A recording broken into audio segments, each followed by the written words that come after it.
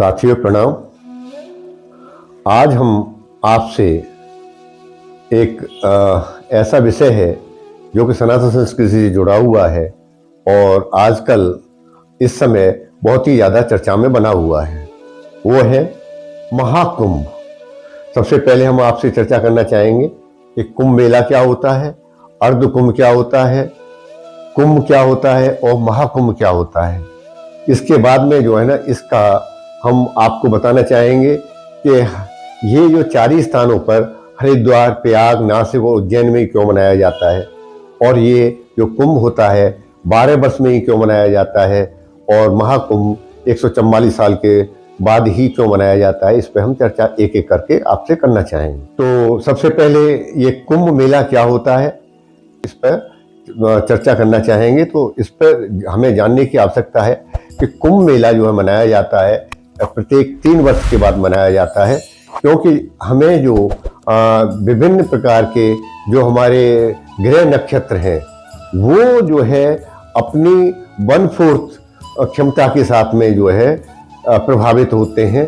तो हमें वहाँ लाभ जो है ना 1/4 मीन्स 1/4 ही भाग का लाभ मिलता है और ये जो है ना प्रत्येक 3 साल पे मनाया जाता है। और दूसरा है हमारा अर्धकुंभ। जो अर्धकुंभ जो होता है तो ये जो है 6 साल के बाद मनाया जाता है और ये हरिद्वार और प्रयाग में मनाया जाता है। और कुंभ जो है 12 वर्ष के बाद मनाया जाता है और महाकुंभ जो मनाया जाता है 144 वर्ष के अंतर्गत मनाया जाता है। इसकी हम जो है ना वैज्ञानिकता के साथ में आपको अब बताते हैं कि गर्ग एवं पुराण संहिताओं में इसकी जो है चर्चा की गई है कि जब देवासुर संग्राम हुआ था, क्षीर सागर को मथा गया था, तो उस समय पर क्या हुआ था, धन्वंतरी रूपधारी विष्णु भगवान उसमें उपस्थित रह के जो है ना अपना उन्होंने पूरा अपना भाग लिया था। तो इसमें ये हुआ था कि इसमें से जो है ना जब क्षीर सागर को मथा गया तो उसमें से विभिन्न प्रकार के रत्न मिले और उसमें लास्ट में जो है ना एक जो निकला वो जो है कलश निकला, वो भरा हुआ था उससे अमृत से। तो उस समय पर क्या हुआ, देव और आसुर दोनों ही शक्तियां आपस में ये लड़ने लगी और उसको मतलब करने लगे अहम पूर्व, मैं पहले। तो इस ये जो है जब विष्णु भगवान ने देखा कि हो सकता है कि ये मतलब घट कहीं टूट न जाए और ये अमृत फैल न जाए, तो उन्होंने अपने जो है ना एक संकेत से विष्णु भगवान ने संकेत दिया देवगुरु बृहस्पति को नेतृत्व करने के लिए। इंद्रपुत्र जयंत को अमृत का जो है ना कुंभ को उठाने के लिए उन्होंने आदेश किया। घट की रक्षार्थ के लिए सूर्य को नियुक्त कर दी उन्होंने और अमृत न सूख जाए इसलिए हिमांशु चंद्रमा को नियुक्त किया। ये इसमें 3 मुख्य जो है भाग हैं, देवगुरु और दूसरे हैं सूर्य भगवान और तीसरे हैं हिमांशु चंद्रमा। जब ये एक उसमें ही साथ में जब हो जाते हैं तभी जो है ना अमृत का जो है रूप दिखाई देता है हरिद्वार, प्रयाग और नासिक, उज्जैन में। तो इस पर जो है ना इसका वैज्ञानिक आधार भी हम अंत में आपसे चर्चा करेंगे, तब उसको बताएंगे किस प्रकार से होता है। तो ये उनको लेके जो है जो कुंभ था मीन्स जो आपका जो क्षीर सागर में से जो अमृत निकला था और कलश के रूप में था, उसको लेके फिर जब इंद्रपुत्र जयंत जो है ना हमारी पृथ्वी पर एक स्थान से दूसरे स्थान पर भागते हुए दौड़ते हुए जो है ये जो है ना स्थानों पर जो है लेके जाते हैं। तो ये जो है ना उनको मतलब 12 वर्ष तक जो है ना इसको लेके दौड़ते रहे। तो 4 स्थानों पर जो है इसको रखा गया। वो 4 स्थान थे आपके हरिद्वार, प्रयाग, नासिक और उज्जैन। तो 4 स्थानों पर रखा गया तो थोड़ा सा अमृत वहाँ छलक गया। तो ये हरिद्वार, प्रयाग, नासिक, उज्जैन वहाँ इसलिए हमारे कुंभ के तीर्थ स्थल बन गए। और जो है जब इनको इसके अलावा भी वो जो है इसको अमृत को लेके, कलश को लेके ये देवलोक, पाताल लोक और पृथ्वी लोक, ये तीनों लोगों के ऊपर जो दौड़े थे। तो हमने ये देखा कि देवलोक में भी जो है ना ये मनाया जाता है, पाताल लोक में भी जो है ना इस पर कुंभ का होता है। और इस प्रकार से 4 जो है ना जगह जो है ना पृथ्वी लोक और 4 जगह जो है पाताल लोक में इसको लेके गए थे। तो इसीलिए इसको जो है हम देखते हैं कि अब ये बताते हैं कि भ्रमण काल जो है ना आपका मतलब 12 वर्ष ही क्यों होता है, इस पर भी थोड़ी सी चर्चा कर लेते हैं कि जब हम देखते हैं कि बृहस्पति जो है ग्रह है जो अपनी कक्षा से ये सूर्य का जो है एक चक्कर लगाने के लिए मतलब करीबन 4333 दिन लेता है, और साथ ही साथ ये मतलब ये ना करीबन ये 12 वर्ष हो जाते हैं। वैसे तो 4380 दिन बनते हैं मतलब 12 वर्षों में, पर ये लगभग 12 वर्ष हो जाते हैं बृहस्पति को लगाने के लिए। इसीलिए ये क्योंकि ये मुख्य ग्रह है जो कि आच्छादित हो जाता है कहाँ पर, ये जो पृथ्वी को, दूसरे ग्रह जो मारक ग्रह है उनको ढक देता है, इसलिए 12 वर्ष में ये हमारा ये कुंभ मनाया जाता है।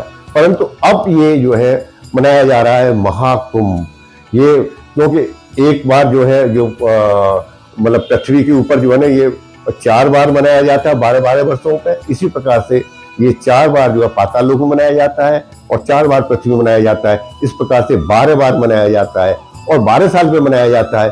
तो 144 साल के बाद जो मनाने वाला जो होता है वो महाकुंभ होता है। इसकी सबसे ज्यादा प्रधानता दी गई है क्योंकि ये बताया जाता है कि इस समय का जो स्नान किया हुआ बहुत ही लाभकारी होता है। इसका कारण भी बता देते हैं आपको कि जब हम महाकुंभ में स्नान करने जाते हैं, स्नान ही करने का क्या लाभ है, तो ये है कि ये कहा गया पानी रे पानी तेरा रंग कैसा, जिसमें मिला दो वैसा ही रंग वैसा। क्योंकि अगर आप पानी के अंदर आप देखेंगे कि कलर जैसे मिला दें वही कलर हो जाता है, दूध में मिला दें तो या किसी दवा में मिला दें तो वही जो है रूप रंग और उसके गुणों को ग्रहण कर लेता है। क्योंकि इस समय पर जो मारक ग्रहों को आच्छादित कर देता है हमारे देवगुरु बृहस्पति साथ में उपस्थित रहते हैं इनके रक्षार्थ के लिए, दोनों चंद्र और साथ में सूर्य। तो उस समय पर जो है ना यहाँ पृथ्वी के ऊपर जो अमृत वर्षा करता है, इसीलिए उसमें अमृत जो है ना पानी के अंदर जो है जैसे किरणों के माध्यम से आता है किसके, जो चंद्रमा सूरज के, तो वो जो है अगर हम स्नान करेंगे तो उसमें हमें बहुत ज्यादा लाभकारी रहता है। अब हम आपको बताना चाहेंगे इसकी वैज्ञानिकता क्या है। ये हमारा पूरा संसार और ये पृथ्वी ये 2 प्रकार के पदार्थों से परिपूर्णित है, एक जीवनवर्धक होते हैं, दूसरे जीवन सहारक होते हैं। तब हम ये देखते हैं कि इन दोनों के बीच में जब संघर्ष होता है, इसी को देवासुर संग्राम भी कहा जाता है। जब ये जीवनवर्धक पदार्थों से जो है ना जब परिपूर्ण होते हैं तब ये यहाँ पर जीवन सुलभ अच्छी तरह से होता है, और जीवन सहारक तत्वों से जो हो जाता है तो हमें देखने को मिलते हैं कि बाढ़, भूकंप और बहुत प्रकार के जो है ना रोग और मतलब बहुत प्रकार की बीमारियां यहाँ पैदा होने लगती हैं। तो अब हम थोड़ा सा ये बताना चाहेंगे कि हमारे जो 9 ग्रह हैं और साथ में जो है हमारे ग्रह नक्षत्र किस प्रकार से मनुष्य के जीवन को प्रभावित करते हैं। तो सबसे पहले हम बताना चाहेंगे कि आपको ये बृहस्पति जो है ग्रह जो होता है जीवनवर्धक का जो जीवनवर्धक जो चीजें होती हैं उनका पुरोधा कहा गया है। इसी प्रकार से शनि जो है जीवन सहारक और मारक ग्रह बोला गया है। शनि ग्रह को सभी अच्छी तरह जानते हैं, इसको मारक ग्रह का भी नाम दिया गया है। सूर्य के जो है 12 अंश को छोड़कर जीवनवर्धक है, क्योंकि आपने देखा होगा सूर्य के अंतर्गत जो काले धब्बे दिखाई देते हैं वो जो है क्या होते हैं, वो मारक बोले जाते हैं। चंद्रमा में अमावस्या के समय पर जब चंद्रमा अपना आता है तो ये सहारक मतलब क्षमता रखता है। बाकी के जो है ना जब शुक्ल पक्ष होता है, बाकी के जो है ना अपने शुक्ल पक्ष में ये जो है ना अपनी पूर्व जो जीवनवर्धक चीजों को उपस्थित करता है अपनी पृथ्वी लोक के ऊपर।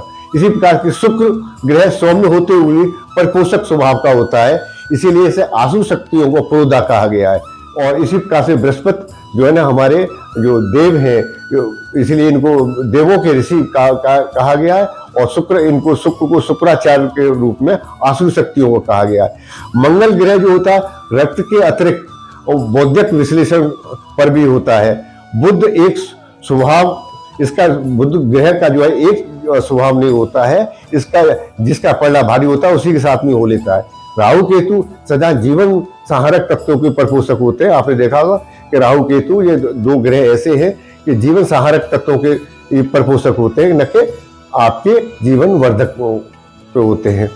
अब ये देखेंगे कि आकाश को जो है बांटा गया है हमारी 12 राशियों में, और इनकी 12 राशियां जो होती हैं ये प्रत्येक जो हमारे 9 ग्रह हैं इनके अलग अलग राशियां बताई गई हैं, तो वो उसको बता देते हैं। इसमें दो जो है आपके सूर्य और चंद्रमा की एक एक राशि है, बाकी की दो राशि होती है।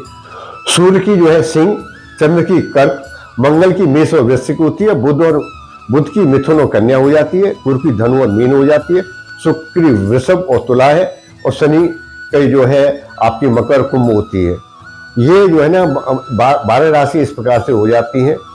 और जब ये जो है ना राशियां और ग्रह नक्षत्र के हिसाब से इनका जो है नाम रखा गया कि जो नक्षत्र जो होते हैं जिस प्रकार के हो जाते हैं तो उन्हीं इसी प्रकार से इनकी राशियों के नाम रख दिए गए। और जब ये बृहस्पति जो है मानव ग्रह की राशियों में सूर्य और चंद्रमा की उपस्थिति में प्रविष्ट होकर जीवन सहारक तत्वों को अवरोध कर देता है, तब जीवन वर्धक आप अवतरित हो जाते हैं। तब पृथ्वी के जिस केंद्र बिंदु पर अधिक प्रभाव पड़ता है उस क्षेत्र में जीवन वर्धक अमृत कणों से परिव्याप्त हो जाता है। और इसीलिए जब ये पूरी से जीवन वर्धक अमृत कणों से परिव्याप्त हो जाता है तो ये जो है ना 4 स्थानों पर ये अमृत कणों की परिव्याप्त होता है। वो जो है ना 4 स्थिति बनती हैं हमारे हरिद्वार, प्रयाग और नासिक और उज्जैन में, इस तरीके से 4 स्थानों पर पड़ती हैं। तो वो ग्रह नक्षत्रों की क्या स्थिति है इस पर भी बता देते हैं। शनि की राशि कुंभ में बृहस्पति तथा सूर्य तथा चंद्रमा मंगल की राशि में आ जाते हैं, तो उस ग्रह योग में पंचपुरी क्षेत्र में अमृतमय वातावरण की उपस्थिति हो जाती है। तब वहां पर हरिद्वार के किनारे पर आपके गंगा नदी पर ये जो है ना मनाया जाता है। इसी प्रकार से जब दूसरा जो है जो हमारा कुंभ होता है, दैत्य गुरु शुक्र की राशि वृष में बृहस्पति की उपस्थिति तथा शनि की राशि मकर में सूर्य और चंद्रमा की उपस्थिति त्रिवेणी के संगम पर जो है जब होता है तो ये प्रयागराज में मनाया जाता है। तो ये इस समय जो मनाया जा रहा है प्रयागराज में ही, प्रयागराज की जो त्रिवेणी गंगा जमुना सरस्वती तीनों जो है नदियां हैं उनकी त्रिवेणी पर जो है इस समय मनाया जा रहा है जो महाकुंभ के रूप में। और तीसरा जो है जब सूर्य की मारक भाग भूमंडल के सूर्य की राशि सिंह में बृहस्पति का प्रवेश तथा सूर्य स्वयं चंद्र सहित सिंह राशि में स्थित रहते हैं, तब नासिक में रहता है, ये गोदावरी रहता है। जब हमारा इस समय सूर्य बहुत ही ज्यादा जो है गर्मी पैदा कर रहा होता है पृथ्वी लोक पर, तो उस समय इसलिए सूर्य की मारक क्षमता के कारण से होता है। इसी प्रकार जब चौथा जो है ना हमारा जो उज्जैन में मनाया जाता है तो वो है आपका अमृतमय वातावरण, धारावृत्ति होती है। जब सिंहस्थ बृहस्पति हो तथा मंगल की राशि में मेष में सूर्य हो तथा शुक्र की राशि तुला में चंद्र हो, तब महाकाल की पवित्र क्षेत्र क्षिप्रा नदी के किनारे ये जो है ना उज्जैन में मनाया जाता है। तो ये हमने आपको बताने की प्रयास किया है कि किस प्रकार से इसकी वैज्ञानिकता है। अब हम आपको ये भी बता दें कि अब अगर हो सकता है तो किसी जो एक अच्छा ज्योतिषाचार्य हो तो उससे आप पूछ के जाएं, तो ये आपको ज़्यादा लाभकारी कर सकता है। और थोड़ा सा हम आपको बता देंगे इसमें कि अगर आप आपकी राशि चंद्र है तो अगर आप जैसे कि अमावस्या वाले दिन अगर आप वहाँ पर जाके स्नान करेंगे तो ये ज़्यादा लाभकारी नहीं रहेगा। और आपका सूर्य